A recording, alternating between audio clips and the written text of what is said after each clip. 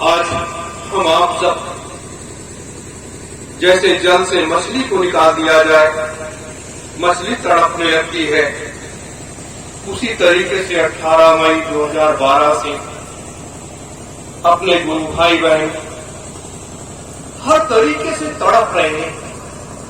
कहीं भी उनको कोई भी छांव मिलती है, वहां वो अंदरवत भागते चले जाते हैं। जैसे सुदामा के प्रेम में भगवान कृष्ण दौड़ रहे थे, वैसे आज अपने गुरु भाई बहनों का वह है कि हमें अपने गुरु का दर्शन कहाँ मिलेगा, उनके चरण रज माथे लगाने को कब मिलेगा, कब उनके अमृतमयी वचन हमें आपको सुनने को मिलेगा। यह हर व्यक्ति की व्यथा है, वो किसी के साथ। मेरे धर्म प्रेमी गुरु भाई बहनों,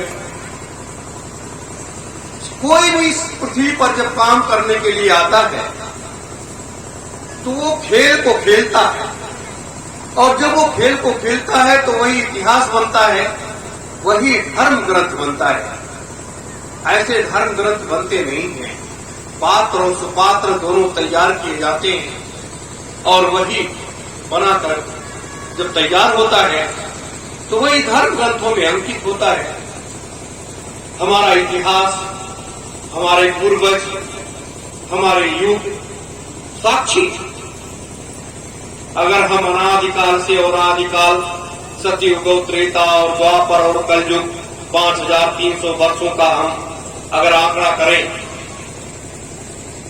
और उस पर चिंतन मनन करें तो ये पाएंगे कि वास्तविक रूप से सत्य क्या है। ये आप विश्वास रखो कि परम पूज्य स्वामी जी महाराज अभी जाने वाले नहीं।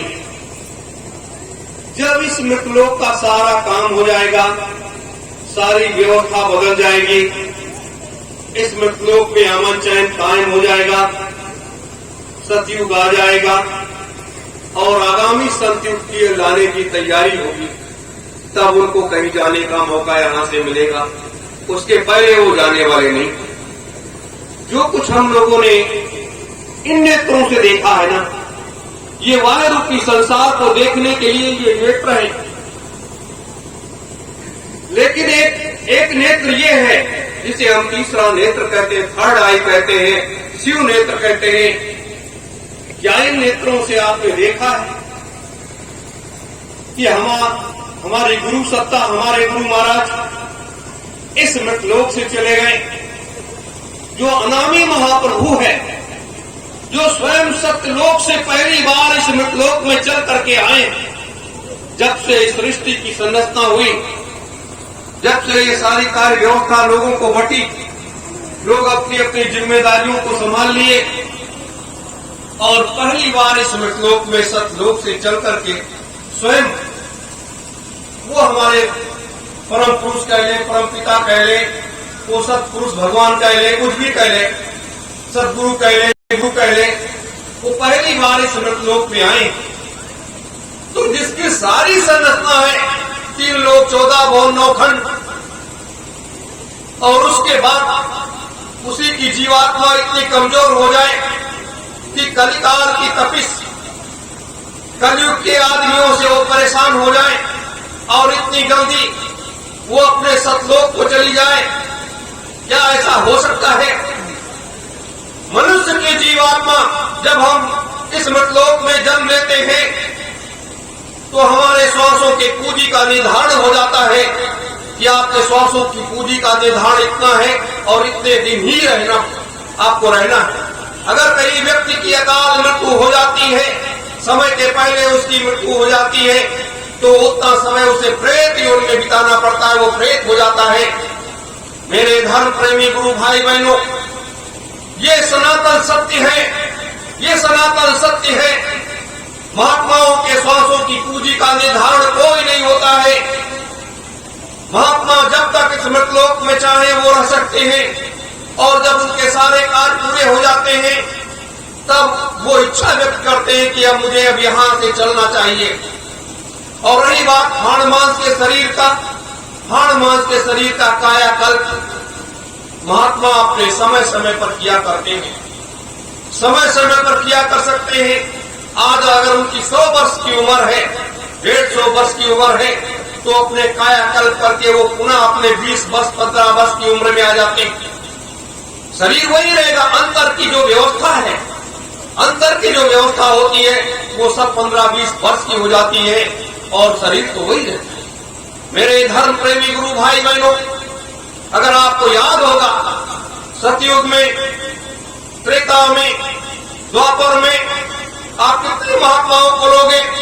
दुर्वासा को लोगे, वशिष्ठ को लोगे, विश्वामित्र को लोगे, किसको लोगे?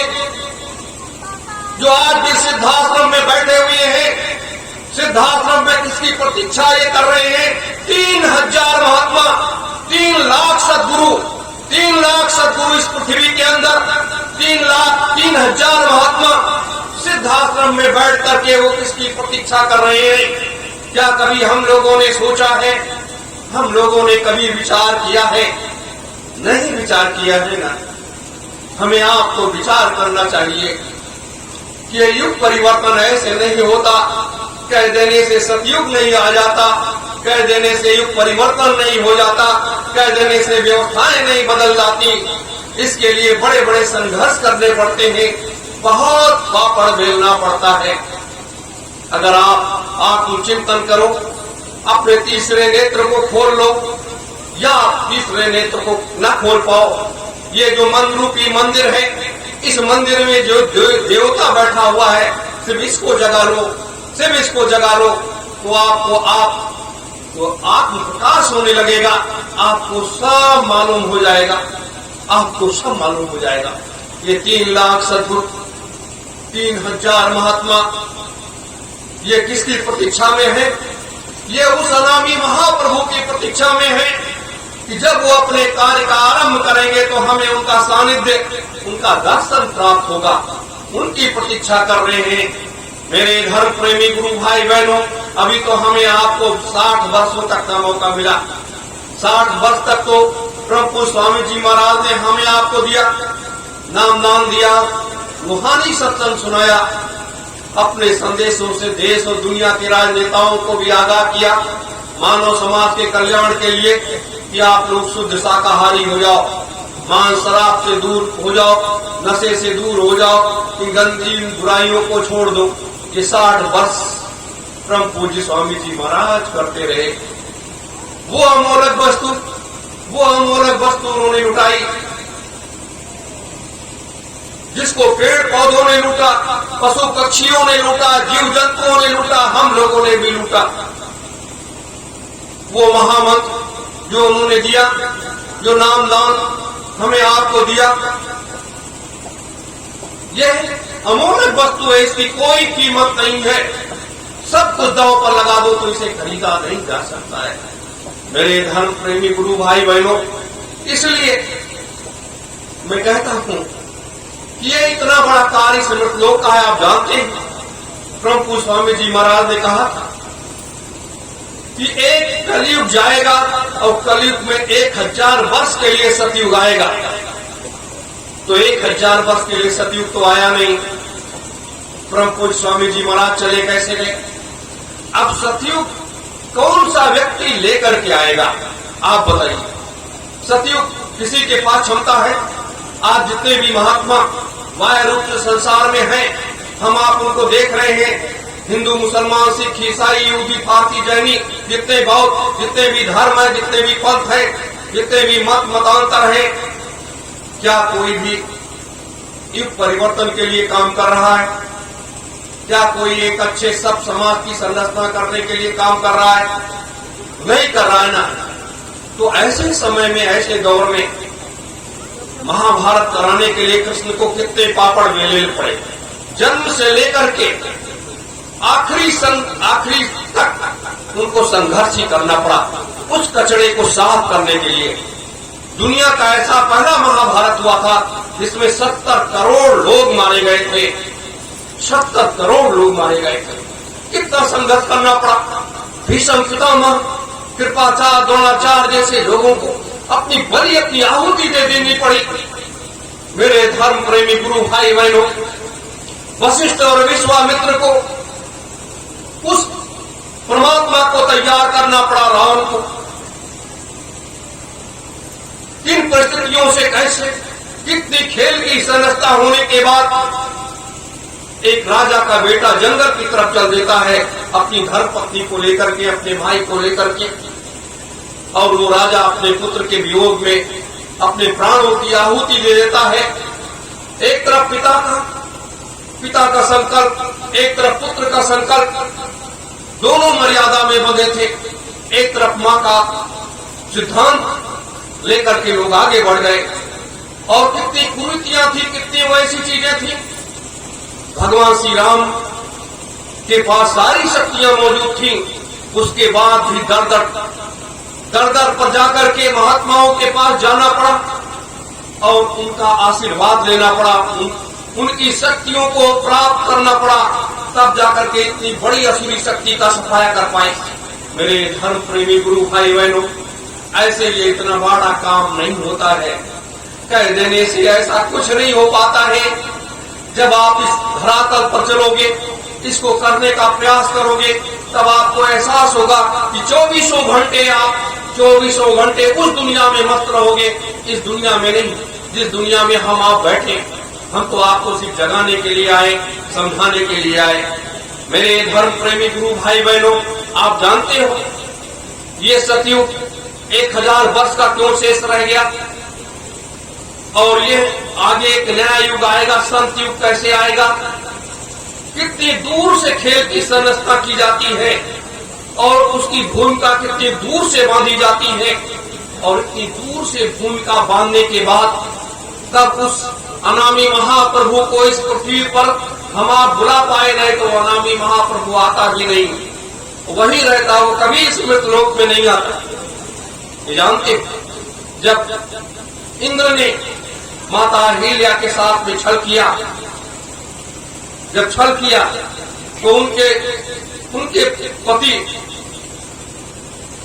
ब्रह्म ऋषि जिसे कहा जाए, वो गौतम ऋषि ने अपनी धर्म पत्नी को ही श्राप दे दिया कि जाओ तुम पत्थर हो जाओ। एक देवी ने पूरे ब्रह्मांड को हिला दिया।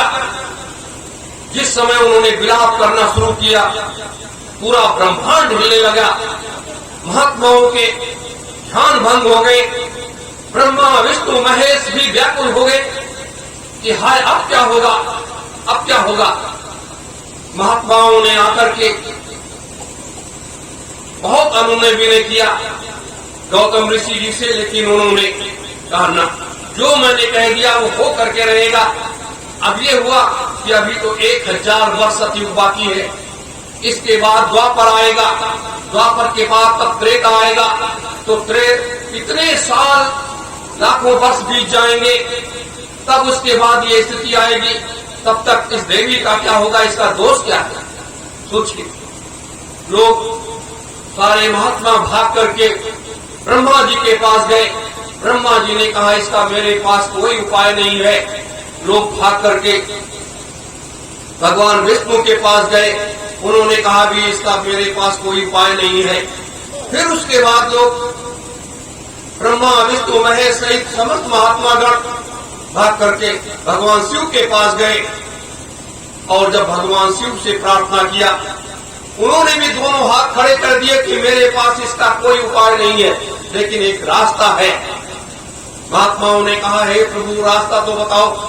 कहा आप लोग अपने तपोबल से, जैसा मैं बता रहा हूं योग विद्या, उसके माध्यम से आप सतयुग को यहीं पर रोक दीजिए और इसको कलयुग में हिस्सा दे दीजिए, इसको कलयुग में 1000 वर्ष का हिस्सा दे दीजिए।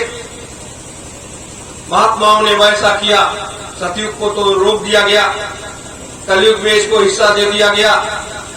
फिर भगवान शिव ने कहा कि अब द्वापर को रोकने के लिए, त्रेता लाने के लिए, भगवान श्री राम का जन्म कराने के लिए इस विद्या का प्रयोग करिए।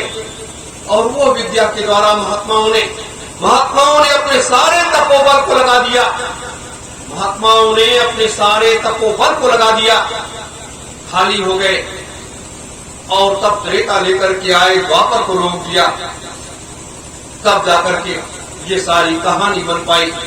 मेरे धर्म प्रेमी गुरु भाई बहनों, तो यह 1000 वर्ष उस समय का शेष रह गया था और परम पूज्य स्वामी जी महाराज का जब आगमन हुआ तो उन्होंने भी ये प्रचार करना शुरू कर दिया कि भाई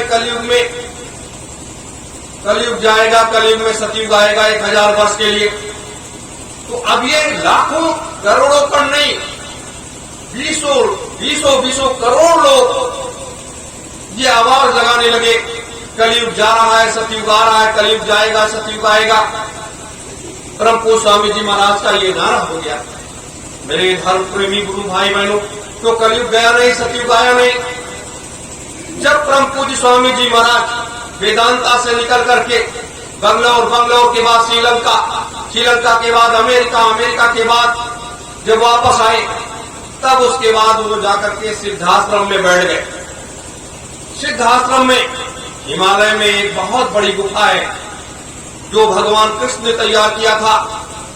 वहां दो ऐसी गुफाएं हैं जो लगभग 40 किलोमीटर लंबा है और 50 किलोमीटर की चौड़ाई में है, जहां पर आप अगर जा पाओ तो वहां का दृश्य देख करके 24 घंटे वहां